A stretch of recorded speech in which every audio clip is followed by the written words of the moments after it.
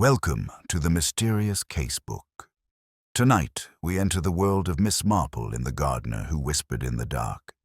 A villager's dying words echo through the garden, a tool lies strangely among the roses, and someone hides a secret in the dark. Are you listening at night or with morning tea? Subscribe to join the investigation. Now, pour yourself something warm and let the mystery begin.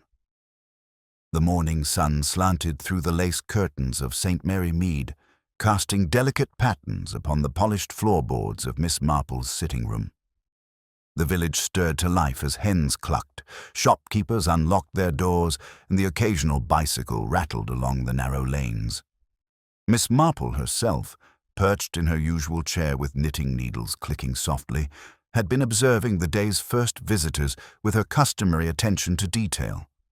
Though outwardly a serene figure of gentle age, there was an unmistakable sharpness to her gaze, an instinct for noticing that which others might call trifling. This particular morning, however, promised an unusual disturbance. The annual summer garden fete at the Winthrop estate was to begin, a gathering so routine that the village almost slept through it. Yet word had arrived of an unexpected guest, a certain Mr. Leonard Hargreaves, an enigmatic gentleman who had recently moved into the old Ruddock house on the outskirts of the village. A man of quiet manners, but with a past as shadowed as the oak groves lining his estate, he was already a topic of gossip, whispered about in the grocer's shop and in the pews of St. Mary's Church. Miss Marple, while she paid polite attention to the rumours, knew better than to let idle chatter colour her judgment. People, after all, carried their true selves in the smallest gestures, the way a hand trembled, the nervous flicker of an eye, a too eager smile.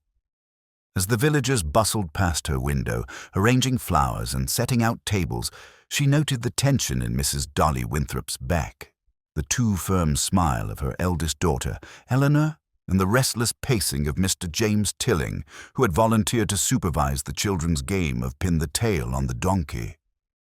By midday, the estate's grounds were alive with the hum of small talk, the clinking of teacups, and the laughter of children. Mr. Hargreaves arrived precisely at 1 o'clock, a figure in a dark suit and soft-brimmed hat, carrying a small leather satchel. His presence caused an immediate ripple through the gathering. Mrs. Winthrop, a woman with a naturally commanding air, stepped forward with her usual cordiality, but there was a subtle stiffness to her handshake, as if the unexpected visitor required careful inspection. "Mr. Hargreaves, what a surprise to see you here. I trust your journey from Ruddock House was pleasant?" she asked, her eyes flicking discreetly toward the village constable, who had also noticed the newcomer. "Quite agreeable. Thank you, Mrs. Winthrop. Your invitation was most generous," Hargreaves replied, bowing with the faintest hint of formality that made his words almost measured. Miss Marple, seated quietly near a table of scones, observed the interaction with quiet satisfaction. The subtleties were small, but telling the way his fingers lingered on the clasp of his satchel, the careful avoidance of Mrs. Winthrop's gaze for more than a second. The day progressed without incident, or so it seemed. Children darted between hedges, ladies fanned themselves in delicate parasols, and gentlemen discussed the latest cricket scores. Miss Marple, however, never relaxed entirely. Her attention shifted constantly, noting interactions that others dismissed. She observed Eleanor Winthrop's repeated glances toward Mr. Hargreaves, noting a faint flush in her cheeks, and Mr. Tilling's nervous jerking at every mention of a possible new acquaintance. It was during the serving of tea that the first sign of trouble appeared. A shrill cry broke the gentle hum of the fete, emanating from the edge of the ornamental pond. Guests froze mid-step, some teacups trembling in delicate hands. Running toward the sound, the villagers found a figure sprawled unnaturally among the flowering shrubs. It was Miss Agnes Fenton, the elderly gardener, known for her gentle demeanor and keen knowledge of the estate's flora. Her eyes were wide in shock, and a faint trickle of blood marked the delicate lace of her gloves. Panic rippled through the gathering. Mrs. Winthrop fainted into the arms of her daughter, while Mr. Tilling's hands shook so violently he could scarcely assist. Miss Marple, however, approached with her usual calm, kneeling beside the fallen woman to check for life. "She is alive, but only just," she murmured, a faint crease of worry on her brow. "Someone must fetch the doctor immediately." As the commotion grew, Mr. Hargreaves stood slightly apart, observing with an intensity that did not escape Miss Marple. There was an almost imperceptible tension in his posture, a careful distance maintained from the crowd. Miss Marple's fingers tightened briefly on her knitting. The subtle signs she had noticed all morning, the cautious gestures, the reserved speech now seemed charged with potential significance. Within moments, Dr. Pritchard arrived, bending over Miss Fenton with swift, professional concern. After a brief examination, he declared her injuries serious but not fatal. The villagers breathed a collective sigh of relief, though an unmistakable shadow of unease had settled over the fate. Conversations became hushed speculation, replaced laughter. And amid it all, Miss Marple quietly noted in every detail the direction from which Miss Fenton had fallen, the footprints near the pond, the expressions of those who had witnessed the incident, and, most importantly, the peculiar calm of Mr. Hargreaves in contrast to the general panic. By the time the doctor led the gardener into the house for further care, the fete had lost its charm. Tea remained untouched, games were abandoned, and the once bright flowers of the Winthrop garden seemed to droop in sympathy. Miss Marple, sitting back in her chair, allowed herself a small sigh, the kind that hinted at thoughtful deduction rather than despair. She had seen enough in the brief span of the day to know that this was no mere accident. Somewhere amid the polite greetings and fluttering parasols, a darker pattern had begun to take shape. And as the villagers whispered and speculated, Miss Marple's mind worked quietly, assembling fragments of behavior, subtle glances, and half-heard remarks into a coherent puzzle.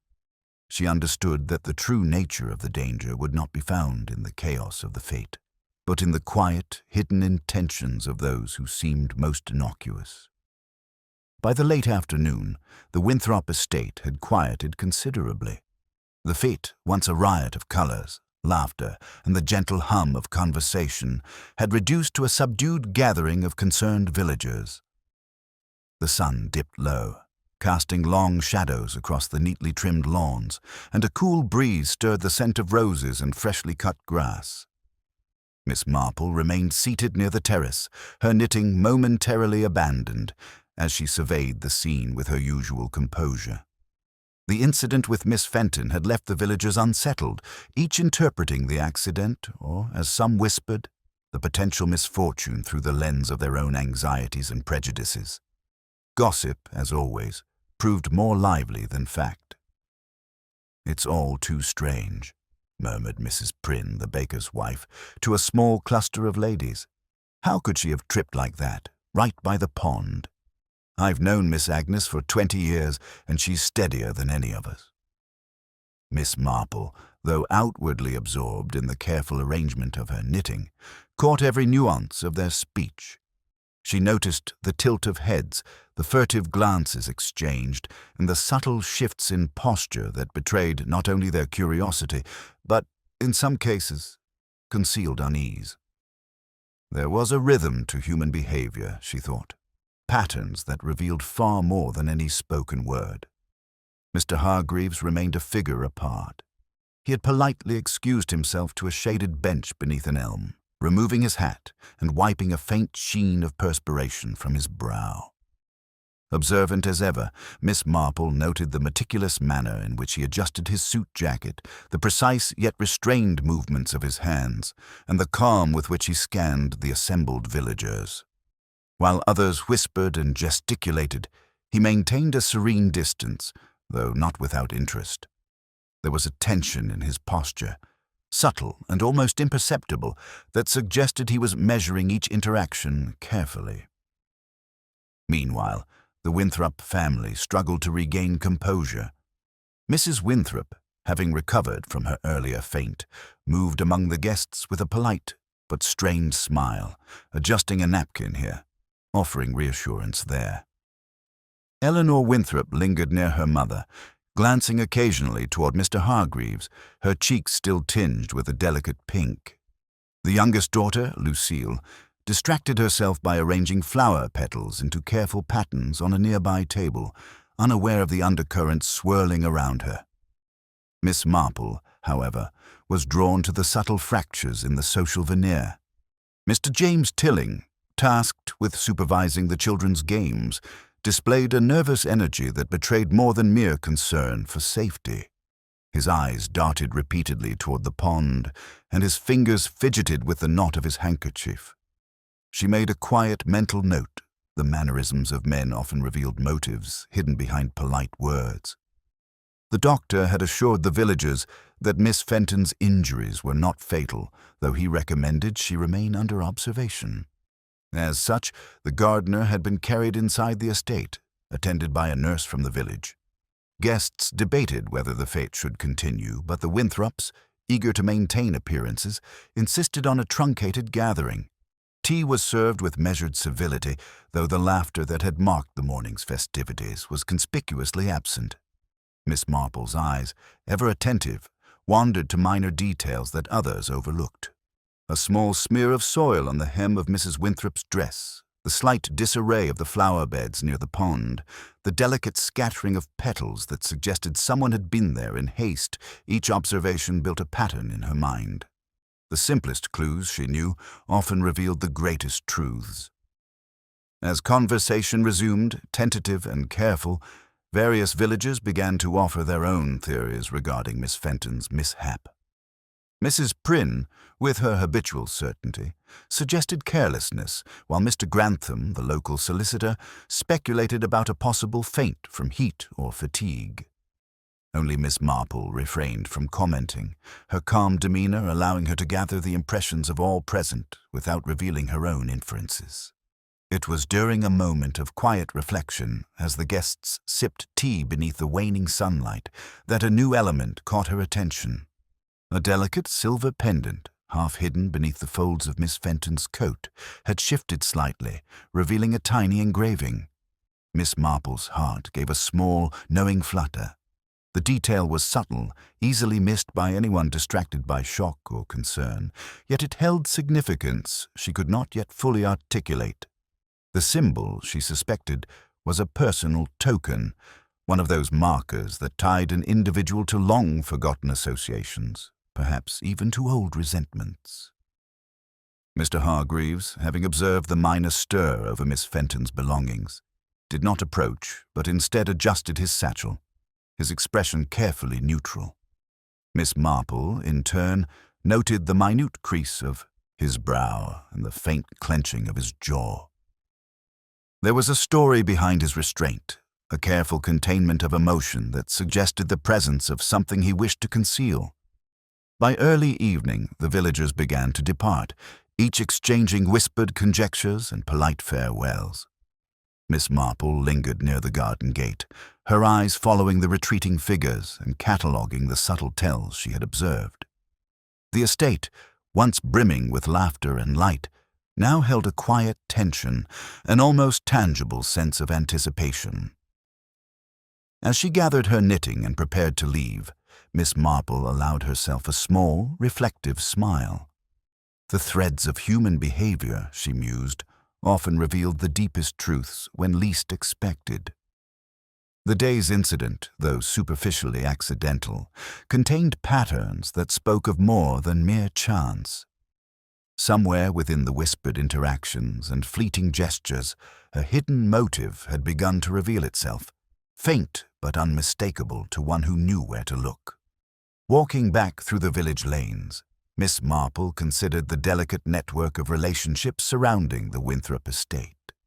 Gossip would continue, certainly, and interpretations would proliferate, but she knew that the truth was quieter, subtler, and would reveal itself only to the patient observer. For now, she reflected, all she could do was watch, listen, and let the tapestry of human behavior unfold before her keen eyes. The following morning dawned cool and bright over St. Mary Mead, though the memory of the previous day's incident lingered in the minds of the villagers. Miss Marple, as usual, was up early, her knitting resting lightly on her lap as she watched the sun climb above the rooftops. The village seemed to have adopted a cautious rhythm, villagers moving with more deliberation, speaking in softer tones, and casting furtive glances toward the Winthrop estate. Word of Miss Fenton's accident had spread swiftly, and the doctor's prognosis that she would recover seemed to do little to ease the tension. In the small confines of the post office, whispers circulated like currents under a still surface. "I can't imagine how she fell," Mrs. Prynne murmured, stacking letters with distracted hands. "She's always been so careful in the gardens." "Did you see Mr. Hargreaves yesterday?" added Mr. Grantham, lowering his voice. "Quite the curious fellow, wasn't he?" Miss Marple, who had stopped briefly to collect her daily correspondence, listened with polite interest. She had no need for idle gossip. Human nature revealed itself in far subtler ways.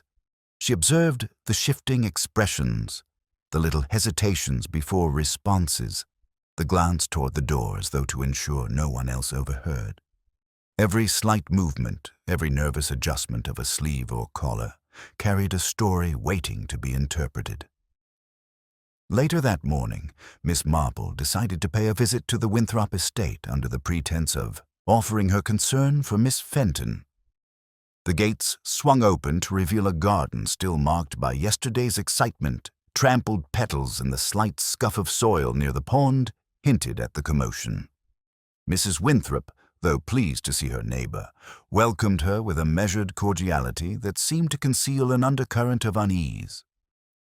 "Miss Marple, how thoughtful of you to come," Mrs. Winthrop said, guiding her toward the conservatory. "Miss Agnes is resting, but she is fortunate to be in good hands. We are all still rather shaken." Miss Marple, her eyes drifting to the sunlight streaking through the glass panes, nodded gently.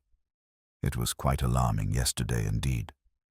But sometimes small accidents carry more significance than one might assume. Her words were casual, almost incidental, yet they carried the weight of quiet insight. The conservatory was cool, scented with the mingling aromas of orchids and ferns. Miss Fenton lay reclined on a chaise longue, attended by a nurse, her hands folded neatly over a small embroidered cloth. Her eyes brightened faintly upon seeing Miss Marple, though a residual tension lingered about her posture. The gardener's hands, once so deft, now trembled slightly as she tried to arrange a potted plant beside her. "I do hope I'm not causing any inconvenience," Miss Marple said softly. "I only wished to inquire after you, Miss Fenton." "Not at all, Miss Marple," the gardener replied. Her voice was steady, though a faint tremor betrayed her anxiety. It was an unfortunate stumble. "I was simply admiring the pond." She paused, glancing toward the slightly ajar conservatory door, though perhaps it was no mere accident. Miss Marple's gaze flicked to the doorway. "Oh?" she murmured, her fingers tightening subtly around her knitting. Miss Fenton hesitated, then lowered her voice. "I've tended this estate for years. Nothing like yesterday has ever occurred. There are people who should not be trusted. Their manners may appear civil, but their intentions are not always so." The words were faint, almost whispered, yet they stirred something in Miss Marple's mind. It was the faintest tremor in a voice that had known no fear, the subtle hesitation in phrasing that suggested careful concealment. She nodded, encouraging the gardener to continue, while keeping her own observations keenly attuned. Meanwhile, outside the conservatory, the garden bore witness to the returning stirrings of the village. Servants moved quietly, tidying tables, adjusting flower arrangements, and noting the anxious expressions of the Winthrops' remaining guests. Miss Marple's sharp eyes caught a fleeting movement near the hedges, a glimpse of a shadow slipping past, a rustle too deliberate to be mere wind. The village, she realized, held more secrets than any open garden could reveal. When the conversation in the conservatory turned to the fete, Miss Marple learned that Mr. Hargreaves had departed shortly after the Idor incident, leaving with a polite excuse about returning to settle matters at Ruddock House. Mrs. Winthrop spoke cautiously of his manners, yet Miss Marple's attention was drawn less to the words than to the hesitations, the small pauses between sentences, and the subtle ways Mrs. Winthrop's gaze often flicked toward the conservatory windows. After a brief tea, Miss Marple rose to take her leave, her mind already cataloguing the minutiae she had observed. Miss Fenton's pendant, the furtive glances, the minor inconsistencies in speech, the fleeting shadow outside all, were threads in a larger tapestry. One could not force a revelation. She thought one could only patiently watch, wait, and interpret. On her walk back to her cottage, the village seemed even quieter than usual. The shopkeepers worked with subdued cheer, the children played under the careful supervision of their parents, and yet there was an undercurrent of whispered conjecture. Miss Marple, eyes alert, noted all the small acts of avoidance, the nervous adjustments of collars, the way conversations faltered whenever certain names were mentioned. Human nature, she reflected, was never truly silent. That evening, as the sun set and the village lights began to twinkle, Miss Marple settled once more into her chair. The threads of the day's observations wove themselves into a subtle pattern. Something about Mr. Hargreaves, the Winthrops, and the seemingly accidental fall of Miss Fenton did not align with the simple explanations the villagers offered. She would need to watch, to listen, and to wait, for in the quiet, seemingly inconsequential actions, the truth often revealed itself most clearly. With the first hints of nightfall, Miss Marple allowed herself a soft, contemplative sigh. The web of relationships, motives, and hidden intentions was beginning to take shape, though the full picture remained elusive. Patience, she reminded herself, was the ally of clarity, and in the days to come, patience would be tested more than ever. By the next morning, the quiet unease that had settled over St. Mary, Mead had deepened. Villagers spoke in hushed tones as they went about their routines, exchanging anxious glances and speculative remarks. At the post office, Mrs. Prynne had collected a small crowd of curious women, each eager to discuss yesterday's alarming event at the Winthrop estate. "I do think something more than a mere accident occurred," she declared, shaking her head, "and that Mr. Hargreaves, there's something about him that doesn't sit right." Miss Marple, having paused to pick up her daily correspondence, remained outwardly unobtrusive. She observed the gestures, the half-smiles, and the subtle tension in the shoulders of those who spoke. The way a person reacted under mild pressure often revealed more than their words, she reflected, and in these small details, clues to human nature could be discerned. After breakfast, Miss Marple decided to make a quiet call on the Winthrops, concerned for Miss Fenton's well-being and curious to observe how the family coped with the lingering tension. The village seemed more alert than usual, with heads turning in her direction as she walked past cottages and shops. Even the usually chatty children whispered to one another and peered cautiously from behind hedges. Something had unsettled the village's rhythm, and Miss Marple knew that such disturbances rarely had a single cause. Arriving at the Winthrop estate, she was greeted by the housekeeper, Mrs. Green, whose carefully composed expression betrayed a flicker of apprehension. "Miss Marple, how kind of you to come," she said, her hands clasped tightly. "Miss Agnes is resting well, but the household is unsettled." Miss Marple's eyes swept the familiar rooms. The conservatory, where Miss Fenton had spent much of her recovery, was bathed in morning light. Flowers were arranged with meticulous care, but Miss Marple noticed subtle signs of disruption. A chair slightly out of place, the tilt of a potted fern, and faint impressions in the carpet that suggested hurried movement. Such minor details, though invisible to the casual observer, were vivid indicators of a household tensioned by more than mere concern for a gardener's mishap. Mrs. Winthrop soon joined them, her composure restored but her eyes shadowed with worry. "We are most grateful for your concern, Miss Marple," she said.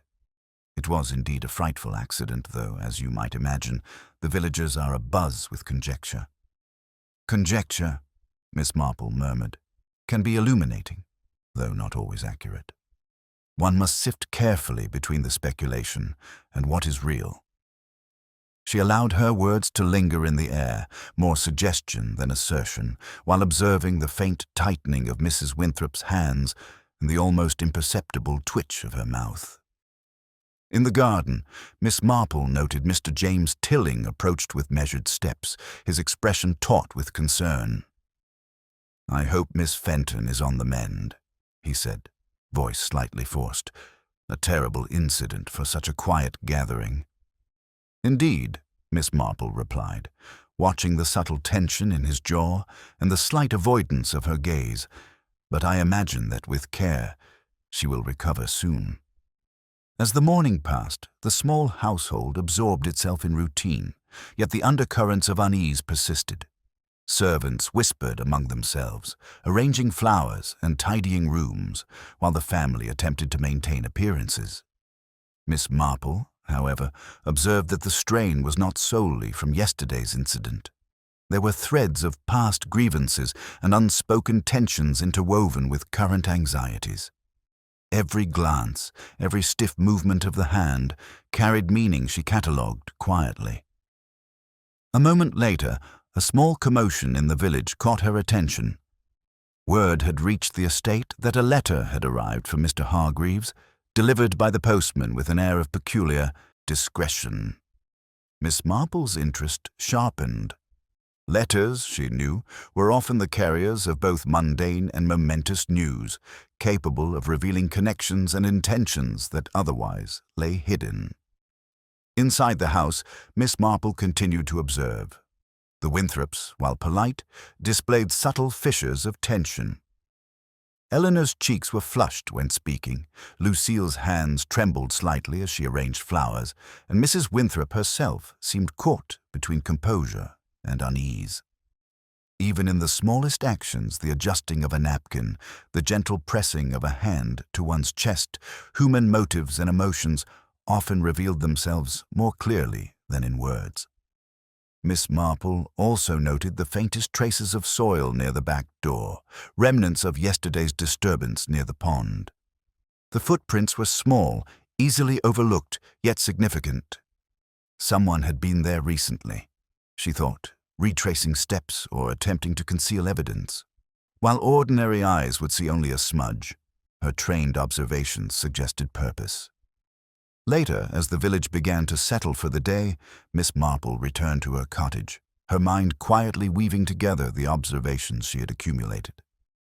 Mr. Hargreaves' measured movements, the subtle tension within the Winthrop household, Miss Fenton's anxious warnings, and the villagers' whispered speculations formed a pattern that she sensed but could not yet fully articulate. Sitting by her window, Miss Marple allowed the quiet of the evening to settle around her. She reflected on the delicate interplay of personalities, the often hidden resentments and the ways in which ordinary behavior could conceal extraordinary intentions. There was, she realized, more at play than a simple accident, and patience would be required to see the full picture.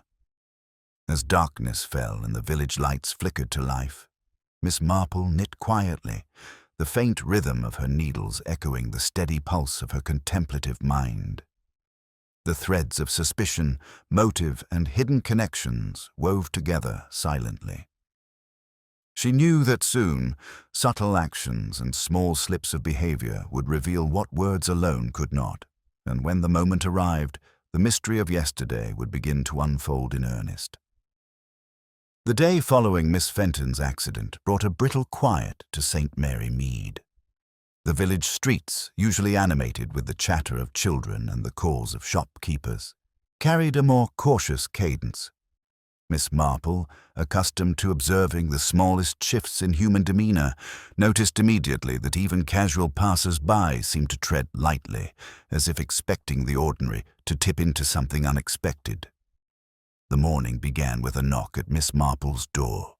She opened it to find Mr. James Tilling, looking unusually hesitant. his tie slightly askew and his hands nervously twisting the brim of his hat. "Good morning, Miss Marple," he said, in a voice that betrayed a combination of urgency and apprehension. "I wondered if you might spare a few minutes. Something has occurred at the Winthrop estate. It is perplexing." Miss Marple inclined her head politely, sensing the weight behind the words.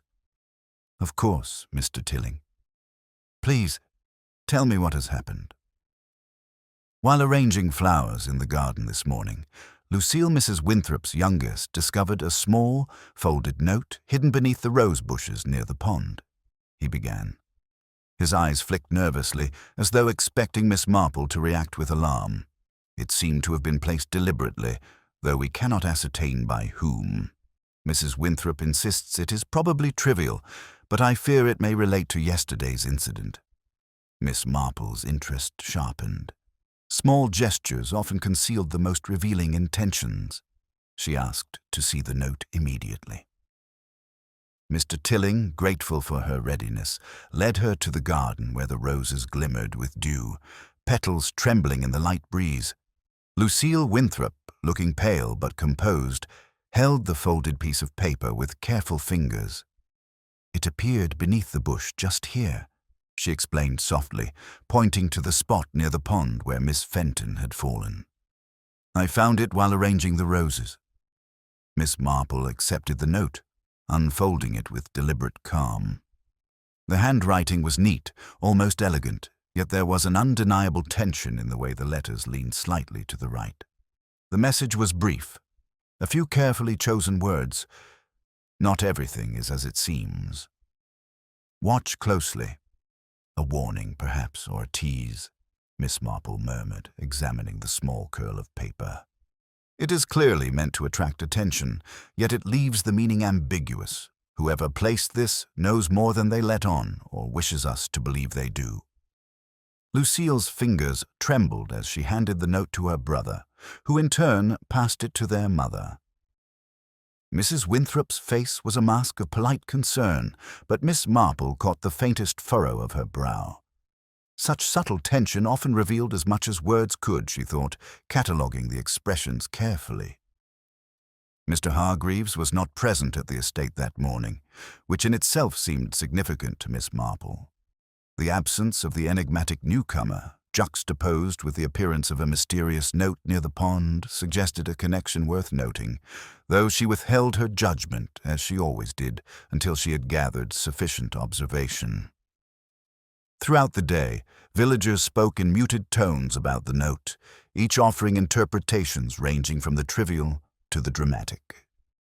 Mrs. Prynne suggested mischief, while Mr. Grantham leaned toward a connection to Mr. Hargreaves's recent arrival. Miss Marple, however, remained silent, listening intently to the rhythm of conversation, to the shifts in tone, and to the subtle cues that often betrayed true feelings beneath polite exteriors. As afternoon approached, Miss Marple visited the Winthrops once more, ostensibly to inquire after Miss Fenton, who was resting but remained alert. The gardener's eyes brightened at her arrival, though there was a lingering unease in her posture. "I have been thinking," Miss Fenton began softly, "that yesterday was no mere accident. There are people with grievances, and they know the weaknesses of others. It is small, but it can be dangerous if overlooked." Miss Marple nodded, her gaze sweeping the conservatory, noting the subtle shifts in the Winthrops' demeanor. Eleanor's slightly flushed cheeks, Mrs. Winthrop's careful restraint, Lucille's nervous fidgeting. "Yes, my dear, sometimes intentions hide behind the most ordinary gestures," she said gently, her voice carrying the weight of quiet experience. Later, as Miss Marple walked back through the village lanes, she noticed subtle hints of tension among those she passed. A shopkeeper's nervous glance toward the church, a housewife's sudden stillness when she approached, even the children playing under closer supervision than usual were small signs. Yet in combination, they suggested a village unsettled not only by yesterday's accident, but by a ripple of suspicion and hidden knowledge. Miss Marple's mind traced connections carefully, as one might follow the threads of a tapestry. The note, Miss Fenton's words, the subtle behaviour of Mr. Hargreaves and the Winthrops, and the whispering of the villagers all began to form a pattern she could almost discern. There was a subtle current of tension, a web of secrecy, and a suggestion that yesterday's fall was only the beginning of a more complex narrative. As evening fell, she returned to her cottage, her knitting resting briefly in her lap while her thoughts assembled the day's observations. Patience, she reminded herself, was essential. The hidden intentions of others would reveal themselves, not in grand declarations, but in the minutiae of behavior, gestures, and the faintest of signs. And in this delicate observation, the threads of the mystery would slowly come together. By mid-morning, St. Mary Mead had taken on the quiet solemnity of a village marked by unease. Miss Marple, strolling along the winding lanes toward the Winthrop estate, observed the subtle shifts in behavior that suggested tension ran deeper than yesterday's fall. Doors that were normally open remained firmly shut, shopkeepers moved with measured steps, and children's laughter was muted, as if the village itself had grown cautious. Arriving at the estate, Miss Marple was greeted by Mrs. Green, whose composed demeanour betrayed a faint tension in the set of her shoulders. "Miss Marple," she said softly, "I hope you will forgive my preoccupation, but there has been another development." Curiosity piqued, Miss Marple followed the housekeeper through the morning air into the conservatory. Miss Fenton sat upright on a chaise longue, her eyes alert despite the lingering ache from her fall. "It is nothing that will cause alarm," the gardener said, though her fingers fidgeted with the edge of her sleeve. "But I found something unusual yesterday evening while tending the orchids. A small key, partially hidden in the ivy near the wall. It does not belong to me, and I cannot imagine why it would be left there." Miss Marple took the key, noting its weight and the faint inscription along its bow. It was neither ornamental nor crude utilitarian object, suggesting a purpose rather than decoration. She examined it with quiet concentration, her mind cataloguing possibilities. The placement in the ivy near the site of Miss Fenton's fall was unlikely to be coincidental. "Who else knew you would be in that part of the garden?" Miss Marple inquired softly.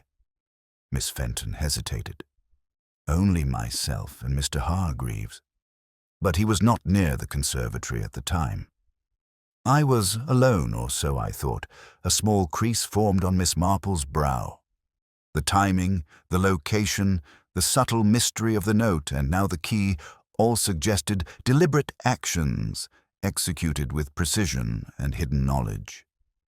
The threads of ordinary village life had begun to weave a pattern far more intricate than a mere accident. Mrs. Winthrop entered then, her expression composed but her hands slightly tense. "I understand you have discovered something, Miss Fenton," she asked, glancing at the key. "I hope it is of no consequence. The last thing we need is to magnify yesterday's distress." Miss Marple's eyes flicked to the matriarch. "Sometimes, Mrs. Winthrop, the smallest items carry the greatest significance. This key, found so near the site of the accident, may well indicate intentions concealed beneath ordinary appearances." The household absorbed the moment in tense silence, each individual reflecting subtly in the manner that betrayed their inner disposition. Eleanor Winthrop, standing near the doorway, shifted from foot to foot, her expression betraying a mild flush of anxiety. Lucille, fidgeting with her gloves, avoided Miss Marple's gaze entirely. Even the servants, quietly arranging trays and adjusting floral displays, seemed aware that a minor discovery could hold more weight than it appeared. Miss Marple tucked the key into her pocket, a gesture meant to observe rather than assert, and offered a gentle smile. "I shall look into this further," she said, letting her words carry quiet authority without causing alarm. Patience and attention often reveal what forceful interrogation cannot.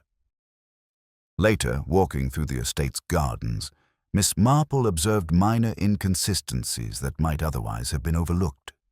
Soil slightly displaced along the pond's edge, subtle impressions in the grass near the conservatory, and the faint tilt of a flower pot all suggested movement, careful, deliberate, and hidden from ordinary notice. She noted the subtle signs of nervous energy in the household, the hesitation in Eleanor's step, the quick glance of Lucille toward the back gate, the restrained sigh of Mrs. Winthrop when speaking of yesterday's events. By afternoon, Miss Marple returned to the village to gather further observations. The townsfolk, their curiosity tempered by recent developments, spoke in cautious murmurs. "Did you hear about the note?" one whispered. "And now a key." Miss Marple listened without comment, cataloguing every nuance. The flick of an eye, the sudden stillness in posture, the tension in the hands. Human behavior, she reflected, revealed more than words ever could. And in these quiet moments, one could begin to discern the hidden motives of individuals, the subtle anxieties, and the unspoken tensions that shaped a community. That evening, as the sun dipped low, Miss Marple sat by her window, knitting quietly while considering the accumulated observations. The note and the key, combined with Miss Fenton's cautious remarks and the slight behavioral shifts of the Winthrops, suggested a pattern she had not yet fully unraveled. Patience, she reminded herself, was essential. The village's apparent tranquility masked currents of concealed intent and possibly deliberate deception. She allowed herself a small, contemplative sigh. The threads of secrecy, motive, and subtle intimidation were beginning to reveal their interconnections. She would need to continue observing, listening to whispers, noting gestures, and interpreting small inconsistencies. In time, the true shape of the events surrounding Miss Fenton's fall would emerge, as it always did for those who took the care to notice. Miss Marple's sharp mind worked quietly, threading together fragments of behavior, minor disturbances, and delicate hints left behind. She knew that the truth would not announce itself with drama, but in the quiet, persistent unfolding of human actions, and when that moment came, no deception could withstand her attention. The following morning, St. Mary Mead awoke beneath a pale sun, its light filtering softly through the mist that lingered along the village lanes. The events of the previous days continued to ripple quietly through the community, subtle yet persistent, like eddies beneath a calm surface.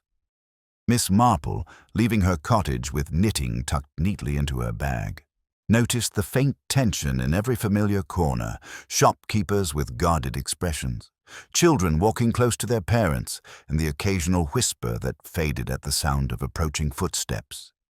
Her first stop was the Winthrop estate. Mrs. Green met her at the gate, with a barely perceptible sigh, a faint crease in her forehead betraying concern she did not voice. "Miss Marple, thank you for coming," she said. "There is discussion among the household about the key and the note. Miss Fenton insists she must not be left alone, and the family is uneasy." Miss Marple nodded, offering a calm smile. "I am sure everything will settle, provided the proper attention is given. Often, small details illuminate much larger matters." She allowed her eyes to wander briefly across the garden, noting the carefully pruned roses and the subtle disturbance in the soil near the pond. A faint impression of movement remained, almost imperceptible to any but the keenest observer. Inside the conservatory, Miss Fenton sat upright, her posture more assured than the day before. Her hands, still faintly trembling, rested on a small table beside her. "I have been thinking," she began, her voice low, "that yesterday's note and the key are signs of intentions and perhaps of alliances unknown to us. There are people in the village who do not act openly, yet their influence extends quietly." Miss Marple nodded thoughtfully. "Yes, the subtler currents of behavior often reveal more than dramatic gestures. You have observed something that others may overlook." Mrs. Winthrop joined them then, her expression carefully composed yet shadowed with concern. "I wish to keep our household orderly," she said. "But these small items, the note, the key, creates uncertainty. One cannot help but wonder whether yesterday's fall was merely an accident or something more deliberate." "Deliberate acts are rarely obvious, Mrs. Winthrop," Miss Marple replied gently, "but hints often appear in human behavior and small objects. The key, the note, the subtle tension are clues that point toward intentions hidden beneath ordinary appearances." Eleanor and Lucille lingered near the doorway. Eleanor's eyes betrayed a flicker of anxiety when she glanced at the key in Miss Marple's hand. Lucille, in contrast, avoided direct eye contact, fidgeting with her gloves. Miss Marple catalogued the small gestures, the shift of weight, the rapid blink, the faint tightening of lips, each offering a clue, however slight, to the thoughts and feelings of those involved. Mid-morning brought a visitor of a different sort, Mr. Hargreaves himself. He arrived with a calm demeanor, his dark suit carefully arranged, and a polite smile that masked nothing yet revealed little. He addressed Mrs. Winthrop with formal courtesy, and his eyes briefly met Miss Marple's, a glance so fleeting that one might have missed it entirely, yet pregnant with subtle significance. "Good morning, Mrs. Winthrop," he said. "I understand there has been some disturbance. I wish to ensure that all is in order and that Miss Fenton is recovering comfortably." Mrs. Winthrop inclined her head.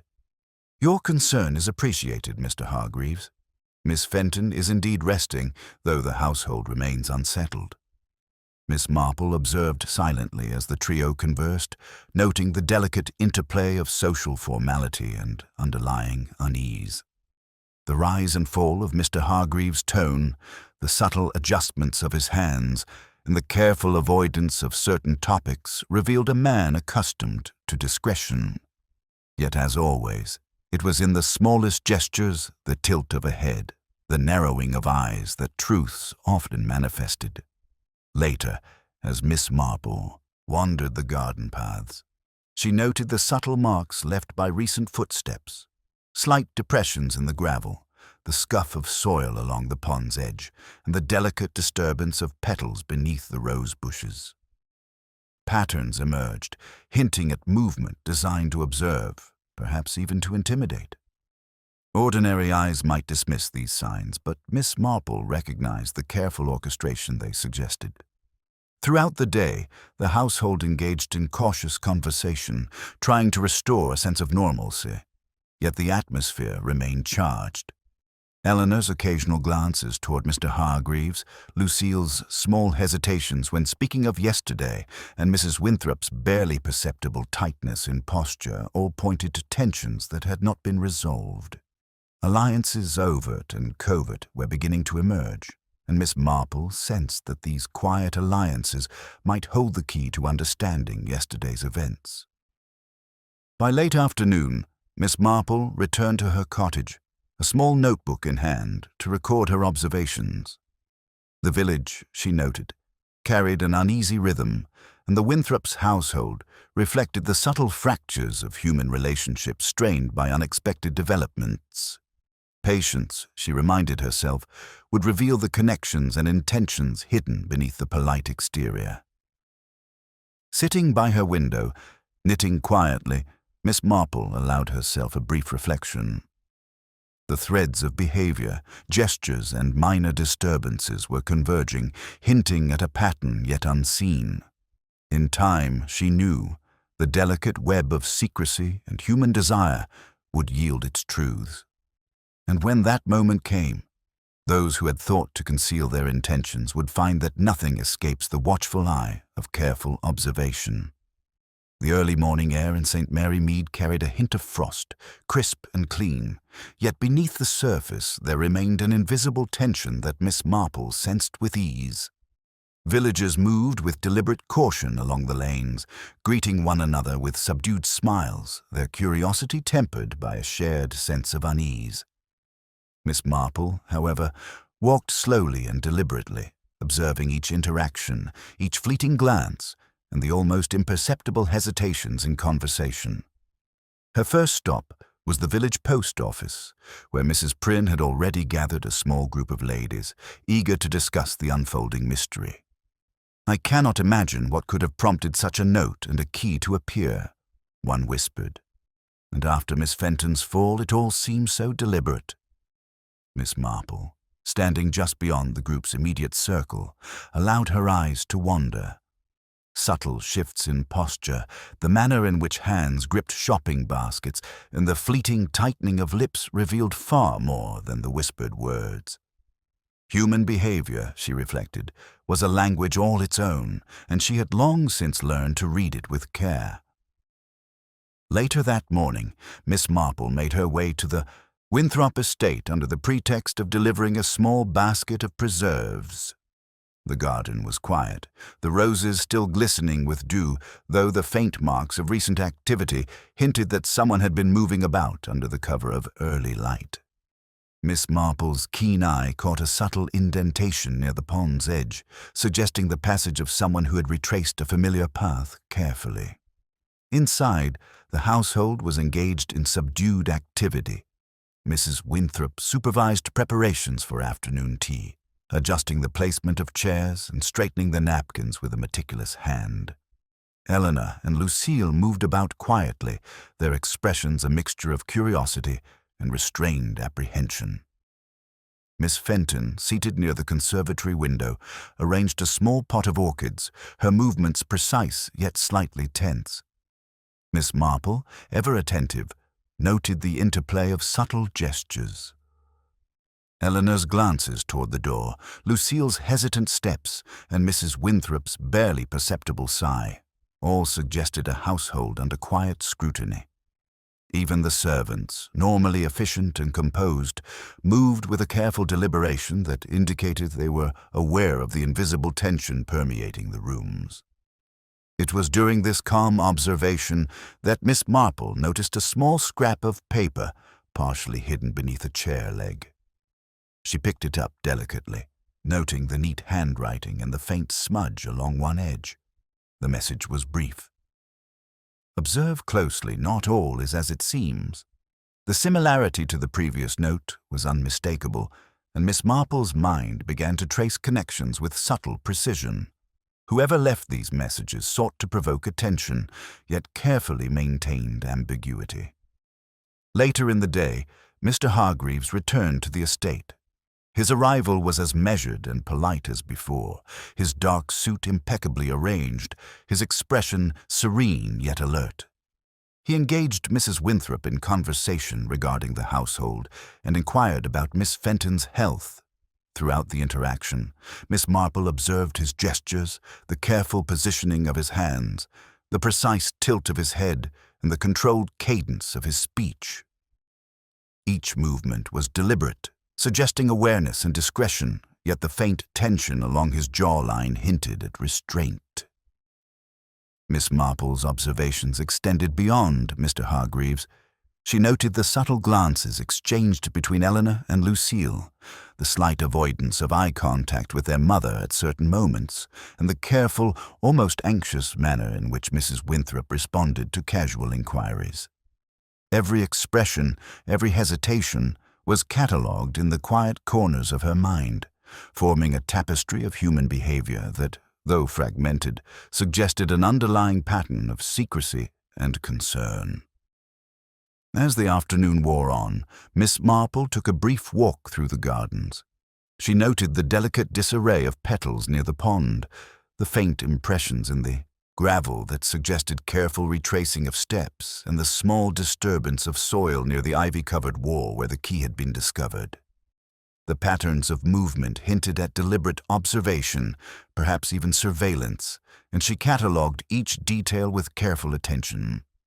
By evening, the household gathered in the drawing-room for tea, the atmosphere subdued, yet tinged with unspoken curiosity.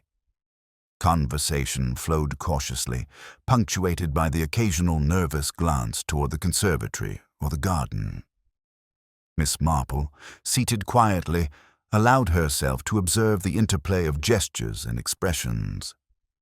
Eleanor's subtle shifts in posture, Lucille's delicate fidgeting with her gloves, and Mrs. Winthrop's measured speech all revealed tensions that words alone could not convey.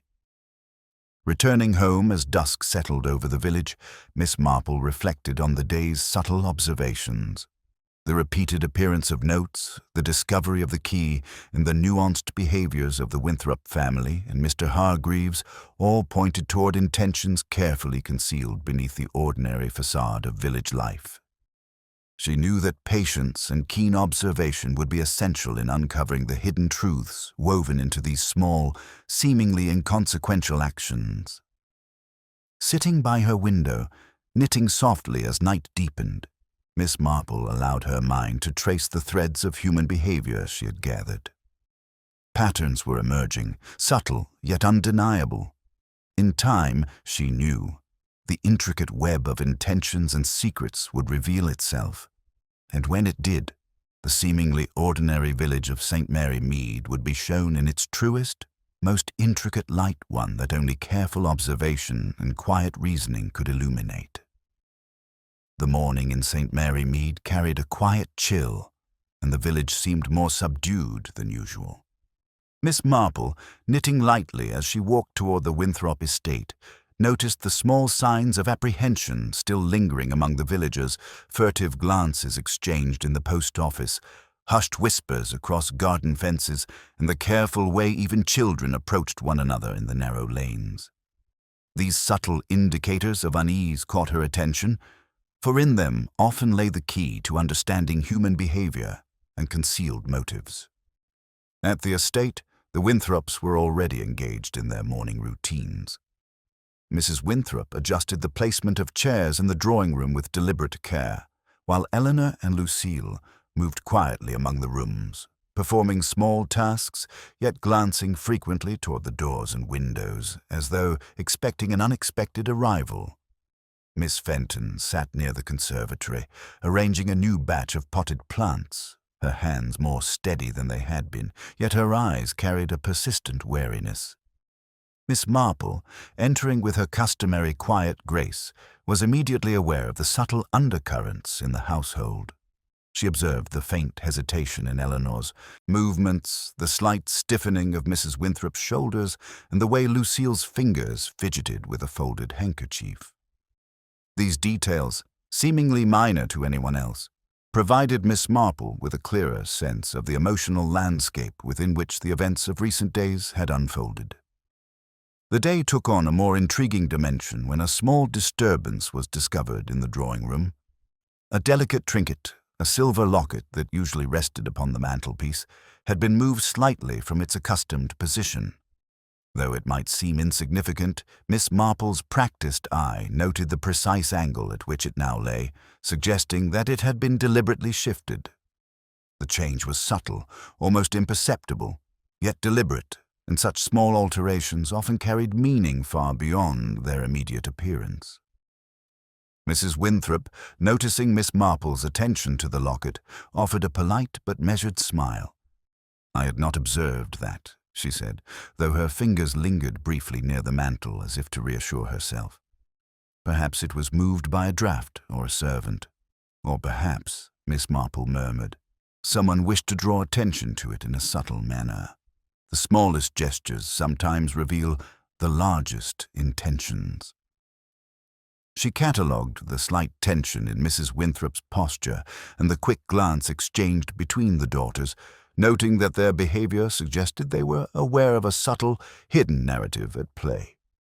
Later that afternoon, Mr. Hargreaves arrived once more, his appearance calm and composed, yet with the faintest tension visible in the set of his jaw and the deliberate restraint in his gestures.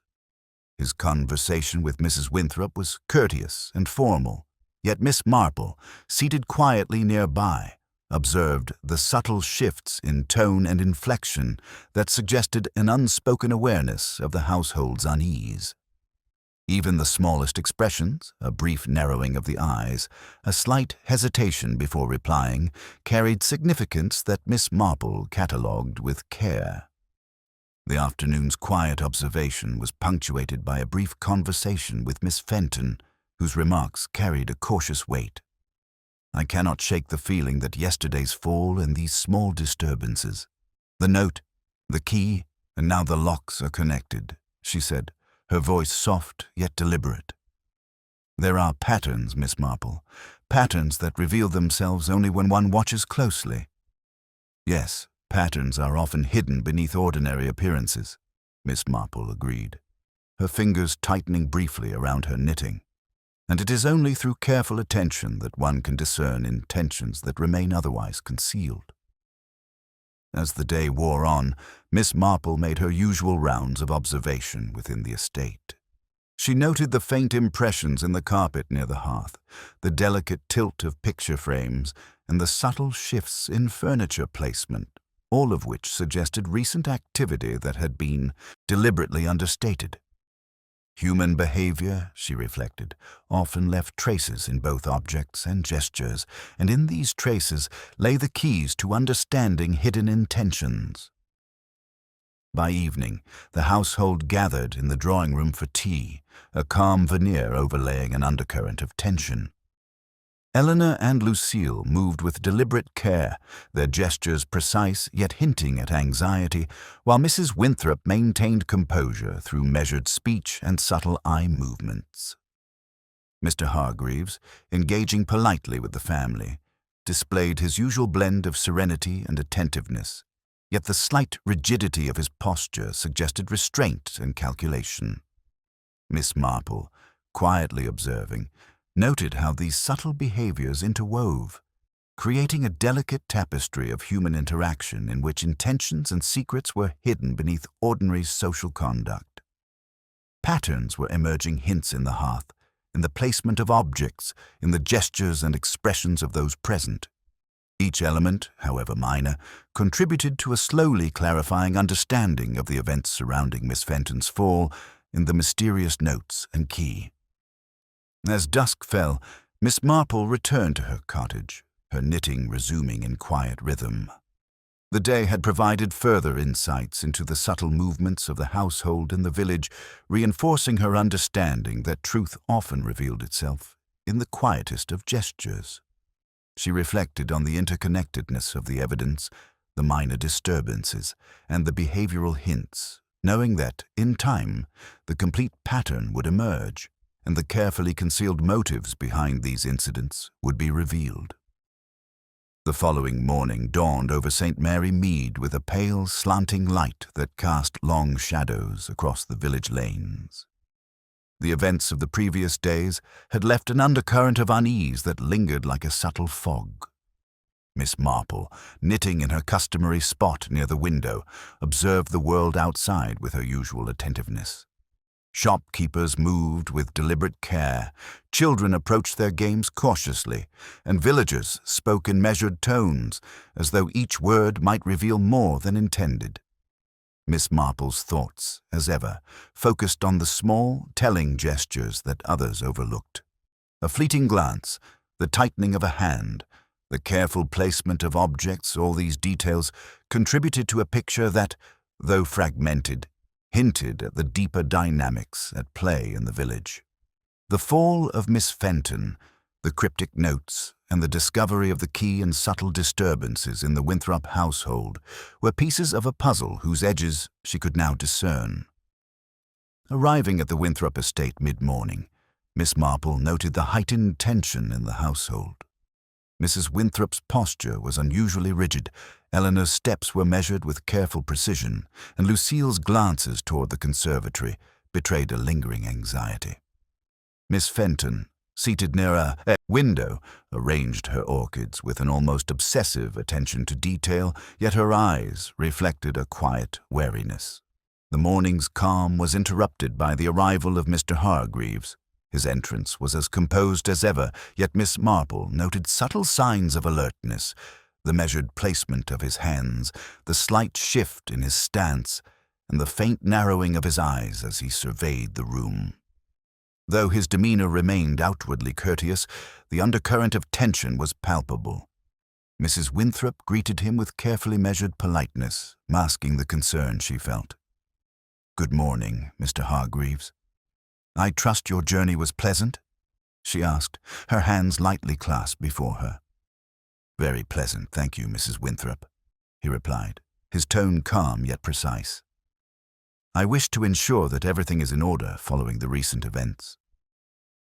Miss Marple observed their interactions silently, cataloguing the smallest nuances, the slight hesitation before certain words, the careful adjustment of collars and gloves, the fleeting glance exchanged between the daughters. Each subtle movement contributed to a broader understanding of the emotional and social dynamics at play. Later, while walking through the garden, Miss Marple noted the faint disturbances near the pond and the ivy where the key had been discovered. The soil was subtly shifted, footprints suggested deliberate retracing, and the petals from the roses were scattered as though by a hurried hand. These observations, though minute, indicated purposeful movement, perhaps surveillance, or even an attempt to unsettle those who observed. Returning indoors, she noticed another minor, yet telling detail. The locket on the hearth had been moved once more, now slightly rotated, as though someone wished to communicate a subtle message or provoke a response. Miss Marple's eyes flicked toward Eleanor and Lucille, noting the faint color rising in Eleanor's cheeks and the anxious avoidance of her mother's gaze by Lucille. It was a quiet drama, played in gestures, shifts, and pauses. In the afternoon, Miss Marple requested to speak with Miss Fenton alone. The gardener's voice, though calm, carried an edge of seriousness. "I am certain," she said softly, "that yesterday's note and the key, and now the subtle disturbances, are connected. Someone is orchestrating these actions, yet no one is speaking openly. It is the quiet, deliberate movements that carry the message." "Indeed," Miss Marple agreed, her voice equally soft. "It is often in the smallest gestures, the nearly invisible actions, that intentions are most clearly revealed. One must observe with patience, for the truth does not shout, it whispers." As evening approached, the household gathered in the drawing room, the atmosphere thick with quiet tension. Conversation was restrained, punctuated by brief glances toward the conservatory and the garden. Mr. Hargreaves, as ever, maintained a calm exterior, yet the subtle rigidity in his posture suggested he, too, was attuned to the shifting dynamics within the household. Miss Marple, seated in her usual corner, observed carefully. Eleanor's subtle fidgeting, Lucille's anxious movements, Mrs. Winthrop's measured control, and Mr. Hargreaves's restrained gestures all intertwined into a complex tapestry of human behavior. The village's undercurrent of unease had not abated. Rather, it had become more pronounced, the quiet tension now forming a palpable presence. Returning to her cottage as dusk fell, Miss Marple allowed herself a reflective sigh. The day had provided further clarity on the subtle patterns and hidden currents at play, yet the full truth remained just out of reach. She knew that patience, careful observation, and continued attention to minor details would be essential in revealing the intentions and secrets concealed beneath the ordinary appearances of the Winthrop estate and the village itself. As night settled over St. Mary Mead, Miss Marple resumed her knitting, each movement measured and deliberate. The threads of suspicion, motive, and subtle observation were converging, forming a pattern she could now perceive more clearly.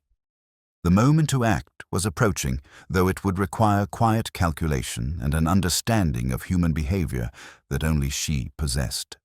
The storm, though still gentle, was gathering its strength. The morning air over St. Mary Mead was crisp and bright, yet an invisible tension lingered, as though the village itself awaited some unspoken resolution. Miss Marple, knitting quietly by her window, felt the culmination of days of observation pressing gently but insistently on her mind. The patterns, subtle yet unmistakable, were now forming a coherent picture, one that she knew would require careful handling to reveal without alarm. Arriving at the Winthrop estate mid-morning, Miss Marple was greeted by Mrs. Winthrop, whose polite composure barely concealed her lingering concern. "Miss Marple, I trust you slept well?" she asked, her hands lightly clasped. "Thank you, Mrs. Winthrop," Miss Marple replied gently. "I've been considering the various observations of the past few days. It seems to me that some truths are ready to emerge, though it requires a careful approach." Inside the drawing room, the family gathered, as was now customary, Eleanor and Lucille, Mrs. Winthrop and Mr. Hargreaves. Miss Fenton sat nearby, her posture upright and attentive. Each face bore the subtle tension of anticipation, as though the household itself sensed that a revelation was imminent. Miss Marple began softly, almost as if thinking aloud. "You may recall, Miss Fenton, the placement of the key in the ivy and the notes that appeared near the pond and hearth. Such items, though seemingly minor, often indicate awareness of more than is openly discussed." She paused, letting the statement settle, her eyes quietly sweeping the faces before her. Eleanor shifted slightly, Lucille fidgeted with her gloves, and Mrs. Winthrop's hands clasped a little more tightly. Even Mr. Hargreaves, though composed, showed the faintest tightening of his jaw, a subtle sign Miss Marple noted with precision.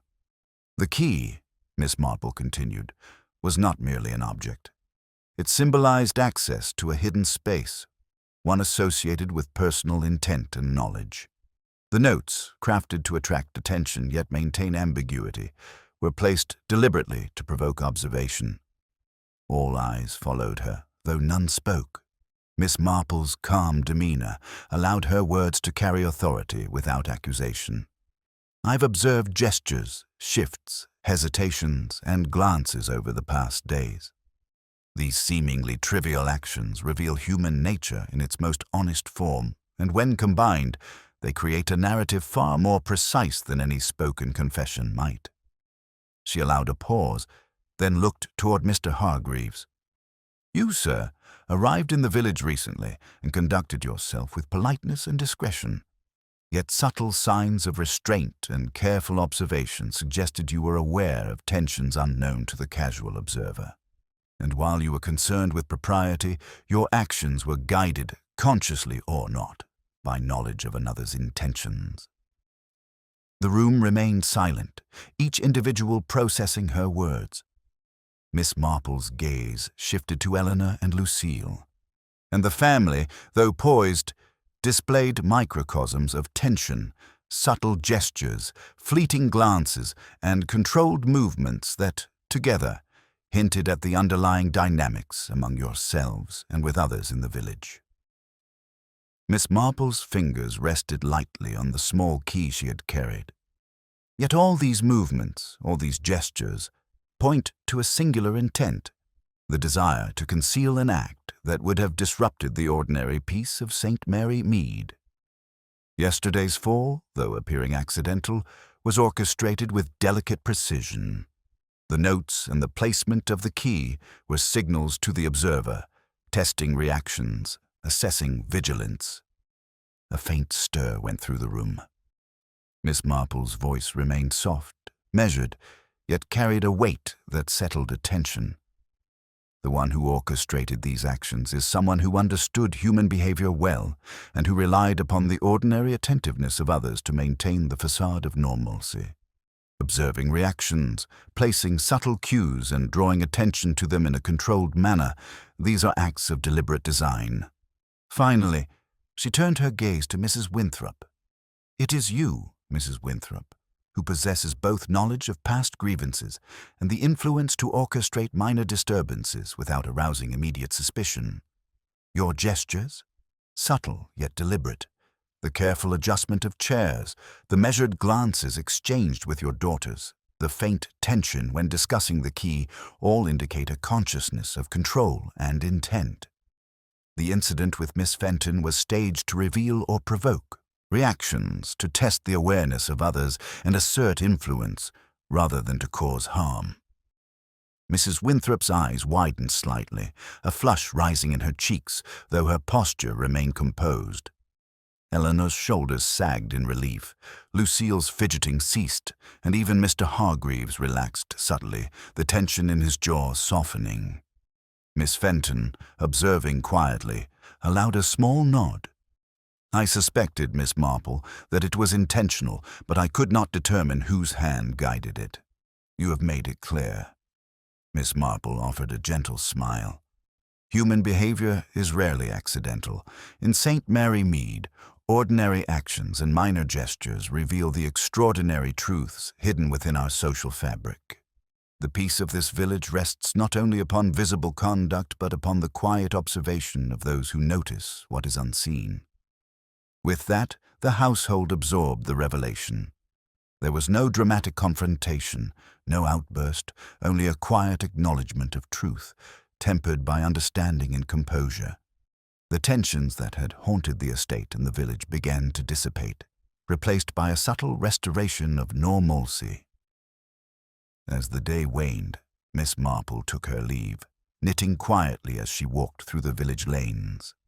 The threads of human behavior, suspicion, and subtle manipulation had all converged, and the mystery, though carefully concealed in gestures and minor disturbances, had been revealed. She reflected on the patterns she had observed, the patience required to allow them to emerge, and the quiet satisfaction of seeing truth restored without alarm. The village of St. Mary Mead would carry on, its ordinary rhythms returning, though with a newfound awareness of the subtle currents that run beneath everyday life. And Miss Marple, ever observant, continued to watch with gentle attentiveness, understanding that in the quiet of ordinary days, extraordinary truths often emerge.